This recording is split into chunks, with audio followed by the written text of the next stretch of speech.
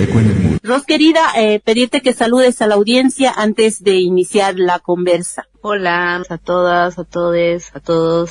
Es un gusto estar aquí en el hueco con ustedes. Ros, querida, queríamos plantearte primero cómo visibilizas el contexto actual en nuestro territorio y cómo este contexto se vincula a nivel latinoamericano y tal vez en el sistema mundo también. Bueno, no sé, yo creo que sí, voy a ir al revés. A nivel sistema mundo hay decididamente un contexto bastante preocupante de retroceso y además incluso de retroceso de discursos y de cómo las personas se están situando frente al resto, ¿no? Mucha promoción de la violencia, mucha promoción de las diferencias en el peor sentido, ¿no? No como diversidad, como una forma de abrazar nuestra diversidad, sino promover las diferencias que marcan opresiones o que vienen marcadas por opresiones. Y obviamente en el contexto de Abya Yala se viene dando también. Tenemos estos retrocesos y tenemos estos discursos de odio tremendamente preponderantes y además al más alto nivel, ¿no? Como a nivel de gobiernos, presidentes y otros señores horribles con poder. Casos como, pues por ejemplo, obviamente el tristemente famoso Milei, o Bukele, ¿no? Que también lleva tantos años ya en el poder y cada vez con menos capacidad de poder restringirle ese poder y con ese ejercicio de violencia que además la gente está abrazando. Y esa es la parte más compleja, ¿no? O sea que muchos sectores sociales, sobre todo aquellos que siente que pierden algún tipo de privilegio, pero también algunos sectores populares están abrazando estos discursos. Y a nivel de Bolivia, pues no sé, creo que la disputa es más compleja, ¿no?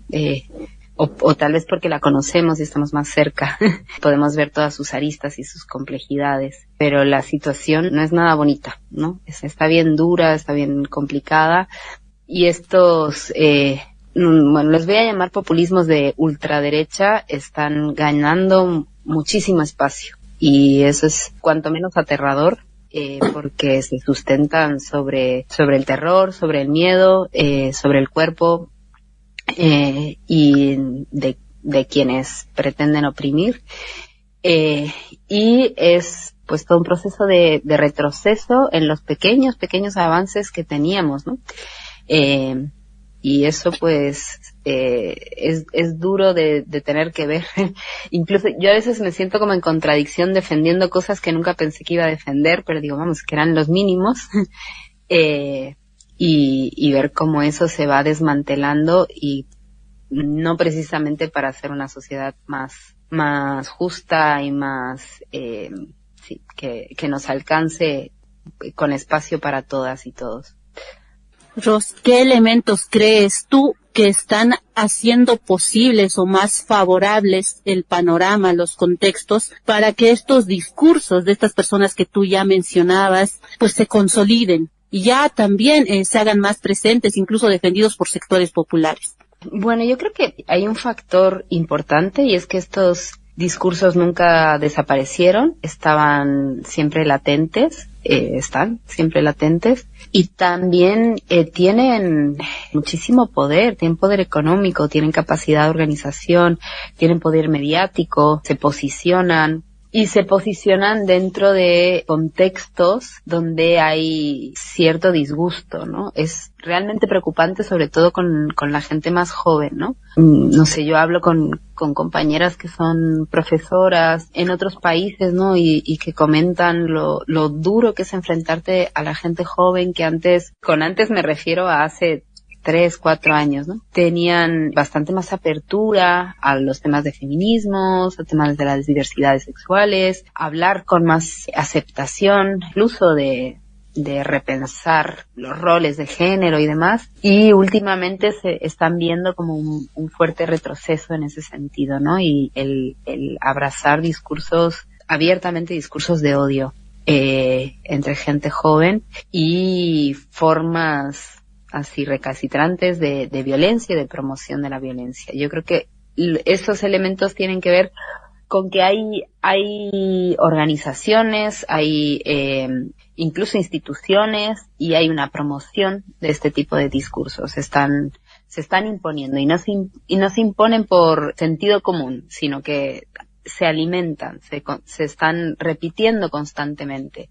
Entiendo que las redes sociales, por ejemplo, también son un caldo de cultivo, especialmente para este tipo de públicos jóvenes.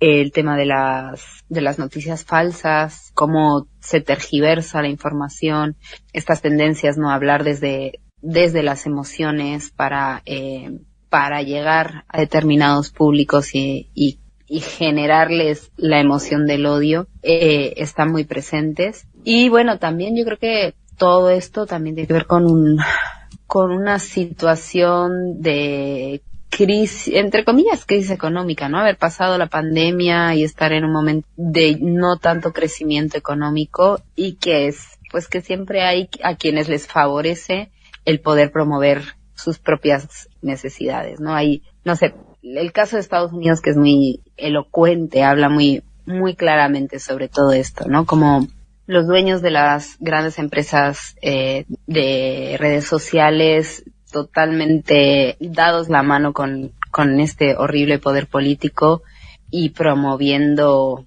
la violencia al máximo nivel, masacres, ningún tipo de respeto a la humanidad, y la gente aplaudiendo, ¿no? Mucha gente. Particularmente, me parece que además los hombres blancos, pero también no tan blancos, están abrazando estos discursos de odio y los están promoviendo, pensando que ellos también pueden ser parte, digamos, de esta machosfera del poder, ¿no? Entonces hay como esta tendencia, yo creo que ya la vivimos antes, ¿no? En la etapa neoliberal y ahora en esta etapa ultra neoliberal, como este deseo de ser, una de las personas con poder, está más vigente que nunca, y eso es bastante preocupante y triste. Ros, haces mención a personajes concretos, ¿no? Que también se han acrecentado, digamos, su figura, o han logrado captar públicos a través de sus interacciones en plataformas virtuales digitales, ¿no?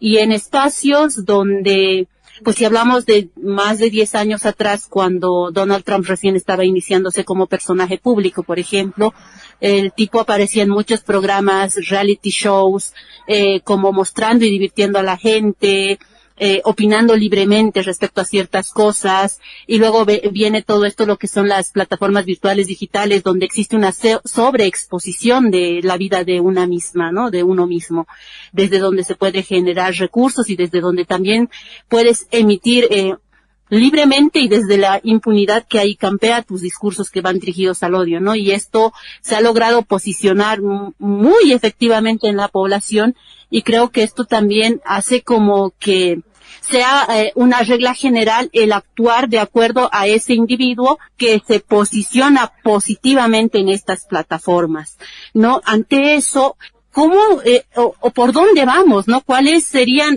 las alternativas que tenemos, o espacios de resistencia de hacer frente a esto que se está pues manifestando cada vez más fuerte, ya no solamente en el discurso, ya no solamente en plataformas, sino también ya viene ocupando espacio en medios masivos, pero también en acciones? Bueno, yo creo que así ahí voy a parafrasear a vos, como hablábamos el otro día. Estábamos cocinando y charlando.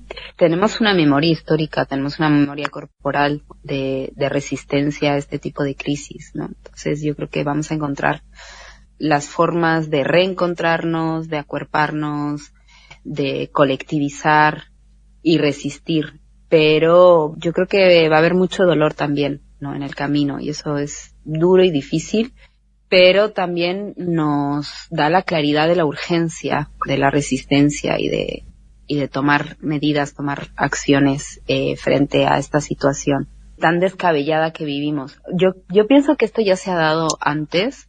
La diferencia tal vez es que ahora tenemos información al segundo, o a la micra de segundo, ¿no? O sea, estamos constantemente bombardeados con información. Tenemos también incluso más capacidad de análisis, tenemos más datos sobre cómo funcionan estas redes de poder y cómo están ejerciendo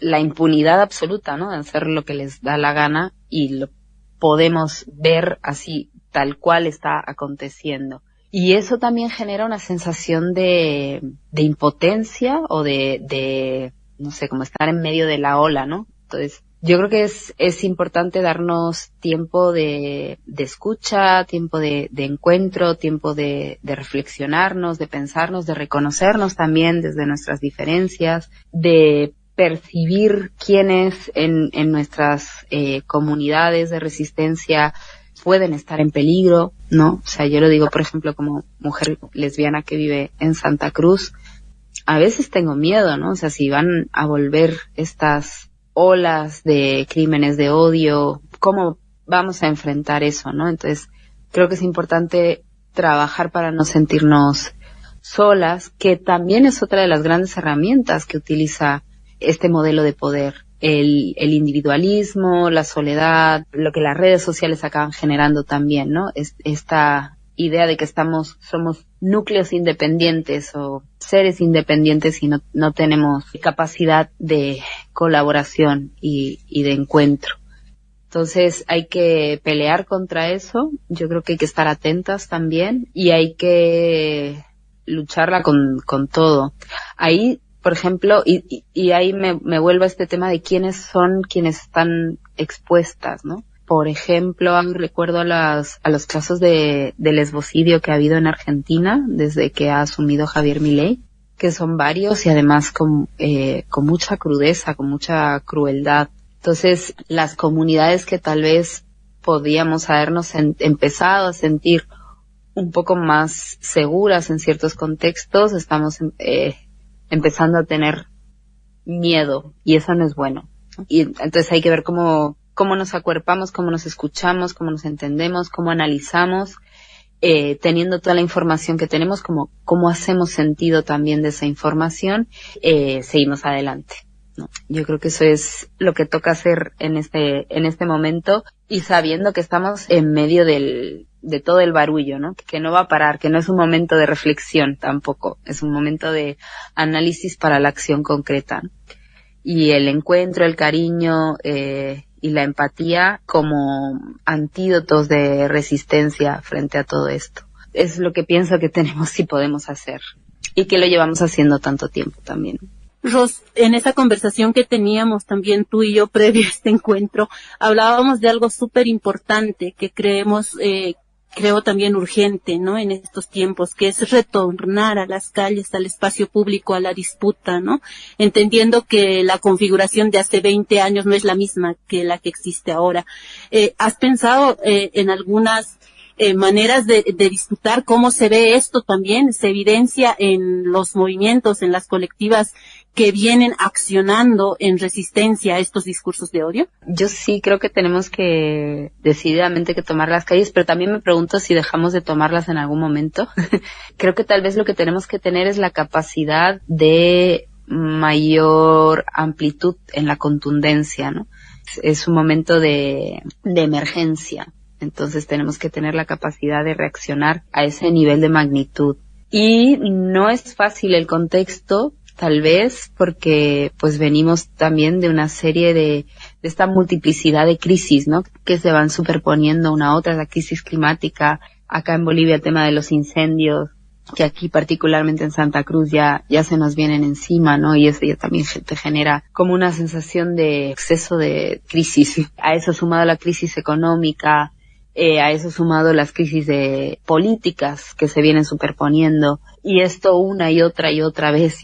Entonces, creo que tenemos que tener la capacidad de reaccionar conjuntamente y para eso también encontrarnos dentro de nuestras diferencias, encontrarnos quienes sabemos que tenemos un horizonte común. Y decididamente sí, creo que hay que tomar las calles, y las calles en el sentido más amplio, ¿no? Creo que todas las formas de encuentro, de debate, de exposición de nuestras opiniones, de nuestro malestar y desagrado con esta situación de profundas violencias que venimos viviendo, pues es muy importante, ¿no? O sea, y como que creo que el arte, la cultura, quienes hacen comunicación y todas las formas que tenemos de expresarnos, es importante estar constantemente respondiendo, reflexionando y haciendo uso de todo el conocimiento pues histórico y ancestral que tenemos para responder a estas violencias. Y creo que no sé, ¿cómo podemos promover alternativas, ¿no? O sea, y ahí sí hago un llamado al arte, ¿no? Creo que el arte ahora tiene que estar más politizado que nunca, y que no tenemos que tener miedo, ¿no? Y tenemos que poder decir todo lo que pensamos y todo lo que consideramos. Pero bueno, con arte me refiero a todo en realidad. O sea, creo que tenemos que no tener miedo, tenemos que tener la capacidad de pensar esos otros mundos posibles que de repente se han vuelto un poco más oscurecidos por la niebla, pues tenemos que volver a azuzarlos y a tantearlos y a buscarlos con mayor empeño. Y creo que también la reacción se va a dar, ¿no? No va a ser tan fácil para las ultraderechas hipermasculinizadas, hiperpatriarcales, ¿no? Que estamos evidenciando. Yo creo que la resistencia siempre está ahí y hay que seguirla buscando, hay que seguirla alimentando. No solo tiene que ver con hijas, hijos, sino también comunidades de crianza más amplias, ¿no? Nuestras sobrinas, sobrinos, sobrines, hijas, hijes de amigos, de amigas, o sea, por salir, ¿no? del núcleo familiar, y yo soy madre, pero lo digo porque no me gusta sentir que soy yo contra el universo, cuidando a mi guagua. Y yo ahí la verdad pienso que tal vez peco de optimista, ¿no? Y si bien, como he nombrado al principio, estos grupos de poder obviamente van de la mano de este nuevo modelo comunicacional que es el de las redes sociales, pero siempre ha sido así. O sea, yo creo que lo que estamos viviendo es una hiperbolización de una realidad que venimos lastimosamente siglos resistiendo, ¿no? Entonces, es un momento de reflujo, es preocupante, es especialmente preocupante, en mi opinión, con la gente joven, pero de la misma forma también creo que hay frutos positivos, hay gente joven con una capacidad crítica tremenda, con un conocimiento de muchos de los temas políticos que, no sé, yo por lo menos tardé años, ¿no? Décadas en poder construir, y ellos ya bien jovencitas y jovencitos lo tienen súper claro, y muchos ese conocimiento lo reciben y lo perciben también de internet, ¿no? Entonces, no sé, o sea, creo que el mundo comunicacional o este momento comunicacional en que nos hallamos inmersas, pues tiene sus claros y sus oscuros.